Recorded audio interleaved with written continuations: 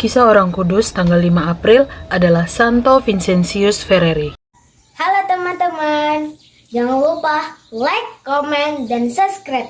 Jangan lupa juga ya, hidupin loncengnya. Selamat menonton channel Pak Aman. Dadah! Santo Vincentius Ferreri dikenal sebagai pembuat mukjizat, wartawan hari kiamat, dan pentobat orang-orang berdosa. Ia lahir pada tanggal 23 Januari tahun 1350 di Valencia, Spanyol. Ferreri adalah seorang anak yang dikaruniai rahmat istimewa.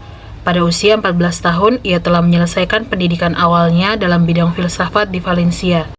Pada usia 17 tahun, Ferreri diterima dalam Ordo Dominikan dan dikirim ke Barcelona, Spanyol pada tahun berikutnya. Setelah lama belajar di Toulouse, Prancis, kepribadian dan cara hidup Ferreri menarik hati Kardinal Pedro de Luna ketika terjadi skisma besar di kalangan gereja barat.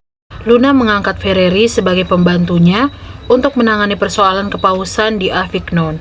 Ketika Kardinal Luna dipilih menjadi paus, Ferreri menjadi penasehat dan bapak pengakuan pribadi paus di Avignon. Ia menolak penunjukan atas dirinya menjadi seorang kardinal dan pemimpin beberapa kantor gereja karena ia lebih suka berkarya sebagai seorang misionaris di antara umat. Kira-kira pada tahun 1398, ia diserang demam yang membahayakan. Ketika itu, ia mengalami penampakan Yesus bersama Santo Dominikus dan Fransiskus Assisi. Dalam penglihatan itu, Yesus memerintahkan dia untuk mewartakan Injil di antara bangsa-bangsa. Setelah penampakan itu, Ferreri kembali dan bersiap diri untuk menjalankan perintah Yesus.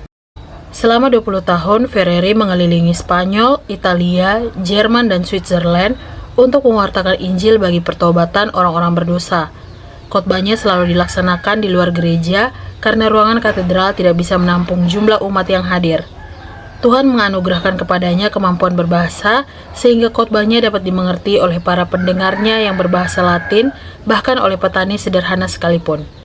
Sekali peristiwa dalam khotbahnya ia meramalkan bahwa Benediktus dari Siena, seorang hadirin yang turut mendengarkan khotbahnya ketika itu, kelak akan dihormati oleh gereja sebagai santo. Juga kepada Alfonso Borgia, Ferreri mengatakan bahwa ia akan menggelarkan santo kepada Ferreri ketika ia menjabat sebagai paus. Ramalan-ramalannya kemudian terpenuhi ketika ia meninggal. Proses penyelidikan terhadap Ferreri dilakukan. Setelah 873 mukjizat diperiksa dan dinyatakan benar, maka panitia penyelidik menghentikan pekerjaannya.